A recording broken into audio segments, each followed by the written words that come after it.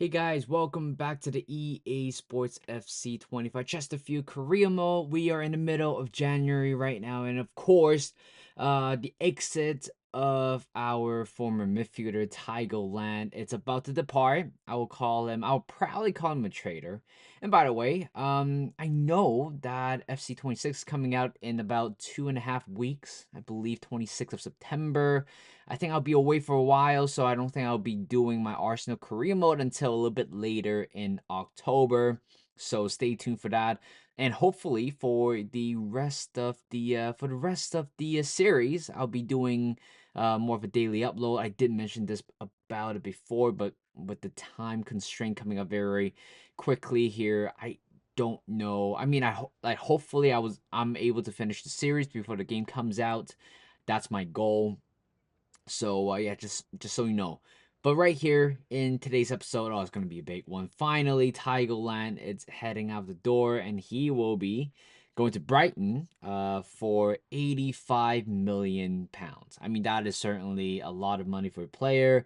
I signed him for probably less than 10 million, so I definitely made quite a bit of a budget, quite a bit of a profit from him. And look at that current budget that we have. We have 100 million pounds to spend, which is great. I mean, are we in urgency to sign a player? Not necessary, but we certainly will sign a replacement or sign a midfielder by the end of this window. So stay tuned for that. But you know what? With that money, we don't really have to spend all of it on a midfielder. We can also strengthen other parts of other parts of the pitch as well. I did mention about how our right back, it's a little bit slow in terms of quality. I'm not sure if I can count on Nathan Patterson for this little top four run, or Newman at this point. Maybe we're gonna add another attacker as well. As we all know, I don't think I did put it out there, but Italy has picked up an injury, which means we only have four healthy wingers at the moment for the final couple months, 3 4 months of the season. We're going for that top four push. We're looking for that, European trophy, or perhaps FA Cup as well. So we certainly do need a little bit more firepower than that.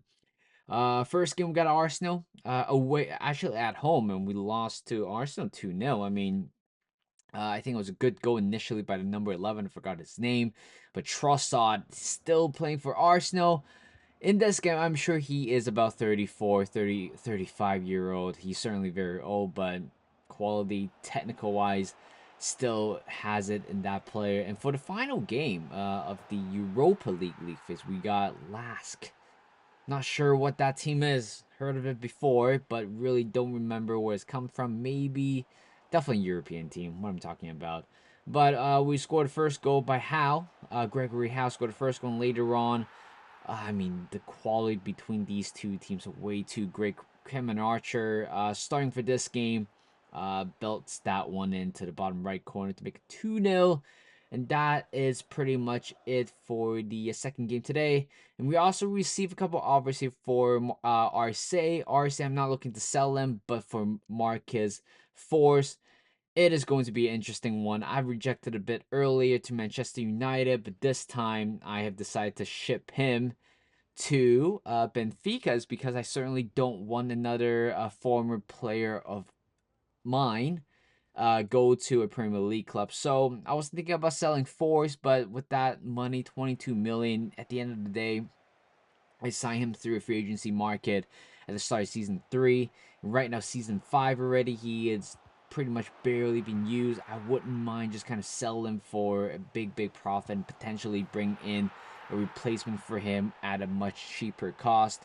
And for the third game here, 5 minutes in, Bergquist has opened up the score, 1-0. Great turn, great finish, and it's 1-0 later. And guess what? 2 minutes after scoring the first goal, we are on the attack again. Bergquist, 4 against 3. Shaparenko, great turn. I mean, not a great pass, but great finish by Samuel Martin. Just kind of an instinctive type of finish in front of goal. I don't think he would take another touch there. If he has the ability to turn and shoot, he might as well just do that, right? And 17 minutes, it's just a lot of goals bang in and out for the first 20 minutes. Here comes Crystal Palace, just simply couldn't catch a break at the back there.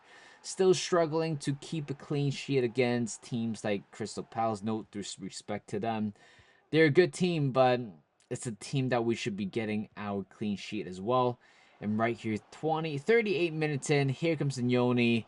Poor defending overall by Crystal Palace. Great finish by the Englishman, but fortunately, it was a very good goal.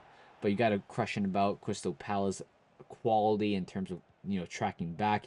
And right now, the goal has not ended yet, despite scoring 4 goals between two sides here, and Shaparenko hitting in off the bar or at the post and convert that one into 4-1. And game is pretty much over to us. The game is done and dusted. I don't really put a lot of effort in the second half because there's no point of me just doing what I'm talking about. Wait, by the way, my food it's here, so I'm just gonna pause it right here. Apologies on that pause. I didn't really expect that. I thought my food is coming in like 20 minutes, but it doesn't matter. I have food coming in. As you can all tell, I'm a little bit hungry or not really in the mood of talking. But by the way, Marcus Forss has been sold to Benfica for 22 million, and we have about 120 million to spend. Oh my god, I honestly I really don't know when to sign players, but at this moment I would still rather keep the squad that we have here. I think we're good enough to keep moving forward, but we certainly do need to make signing before the January transfer window ends. And right here for the second leg against Chelsea, and it's freaking Nicholas Jackson again open up the score. Damn it. 3-1 in aggregate score, I believe. So Nicholas Jackson has been scoring a lot of goals against us. As I said, Omar Marmoush is one of them. Emil Smith Rowe, it's also another one. 4-1 in aggregate score. I would say the tide is pretty much over in the Carabao Cup, but we still have to do our best to see what we can do at the end of the game. Samuel Martin level us up in this game here, so it's 1-1. And as I said, there's nothing much to play. With two more, we still need 2 more goals to win. But look at Nicholas Jackson. Nobody can catch him up. If you give certain players a bit of space, they would just kind of run on you. Nicholas Jackson, it's another example of how good of a player he is in the game. Not necessarily in real life, but that is very frustrating. 5-2 aggregate score. We are out of the Carabao Cup, which means Chelsea will be playing against Liverpool in the Carabao Cup final. Do I care? A little bit, because I really do think we have the power to win the Carabao Cup. But at the end of the day, it doesn't matter. We just gotta move forward. But right now, last 10 hours in the January transfer window, we gotta sign players here. And this player, Tom Bischoff, it's a player that I've been admiring, and I feel like he is available on the cheap.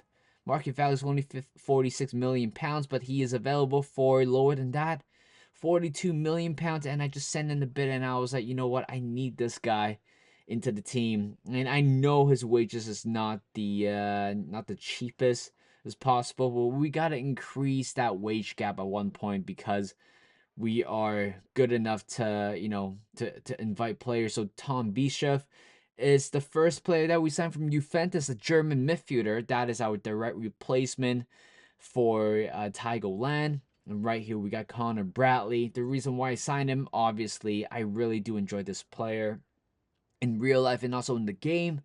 So I thought we got to snatch him up for 36 million. Like I said, guys, we have money. We have to spend. We have to improve our squad. And right there, Connor Bradley accepted £110,000 per week, and he will be joining the club as our newest right back, which means right now we're stacked in that fullback department. We don't have to worry about the lack of pace chasing down the wingers on the wide side. And this time we got Connor Bradley. I'm sure that is a step up in his career. I know Wolves play, relatively decent football, but when we have European spot, to be contended about, I'm sure he will want to join. And we also go for Nathan Teller. The I think he used to play for Arsenal in the academy level, and also previously in the by Leverkusen. He is available on a cheap, but honestly, I've been trying to snatch a few players in this caliber. I don't really want to offer important squad role, but for the final attempt, he is the third player that I'm trying to sign. I tried to sign two other players as well. I forgot the names, but at the end of the day, I just got to sign an attacking player for our attacking depth. In terms of what we're gonna do with Nathan Tella next season, it doesn't really matter at this point, right? We just got to make sure. You just gotta make sure you gotta contribute for the rest of the season. So that is pretty much it for the transfer deadline day. And we spent, how much is it? I think about damn it, 60, probably around 100 million for, the final 10 hours. And we got three signings coming in, which is perfect. We definitely do need reinforcement defensively, attacking wise, and then the midfield as well. So I'm very happy with the signings that we brought in, which means next season, of course, barring anything, we can pretty much focus on just signing one to two big player comes in and just do a job for us. So right for the youth academy report, we just didn't really get a lot of good players as well. If I'm being totally honest, and I think at this point of the season, at this point of the series, we don't really need to focus on the youth academy because when you look at our team here, defense, attack, it's still, oh my god, talking about Marmouche again. He actually freaking scored with 10 more minutes to go. I just can't be asked, guys. He is way too good for this game. Hopefully, I'll be able to sign out at one point in any career mode. But right here, right before the death of the game, we have scored an equalizer. No cutscene, no animation scene whatsoever. But it doesn't matter. But right here, Adam Wharton, what is he thinking? Two for the tackle, and Gregory Howe. He is definitely going to be sent off, and he is going to be sent off right here with 1 more minute to go. And I just and I'm just like, I don't know. Look at this play, guys. Like, because of Adam Wharton, we got this chance here. And it's back again. Last minute header with I think he scored something like that very similar recently, but again, he's making that run into the middle. Very brave header as well. The goalkeeper is coming out trying to punch the ball in the air or punch it away. But Christian Beck doesn't even care. He knows we need a win. He knows that we have been a little bit slacking off recently.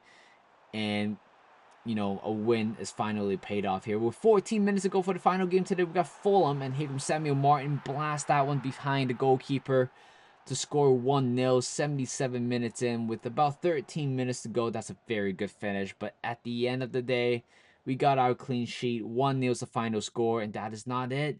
I thought that was the final game, but we said one more game. Liverpool traveling to Anfield, a very intimidating place. And 3 minutes in, Liverpool lost the ball. Here comes Connor Bradley against his former club, and he's going to wait for an overlapping run by Samuel Martin. And that is a very good goal. Very good constructed goal as well. Samuel Martin sets it up to Inyoni, another former Liverpool player who scored within 5 minutes. And we're off to a very good start. Again, I think Liverpool has been the dominant side, but in terms of taking chances, we are that team. Here comes Bergquist, and he's through. Great finish to the top left corner. 2-0 with about 30 minutes to go. And this guy is so good. Our wingers have been so good. Samuel Martin, Gregory Howe, Austin Hayes, and also Bergquist as well.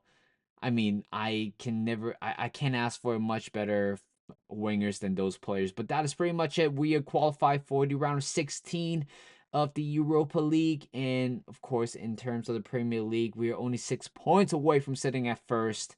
So top four is very, very likely or very plausible at this point. So that is it. Thank you guys for watching. Hope you guys enjoyed this video. Like this video, subscribe to my channel, and I'll see you guys in a bit.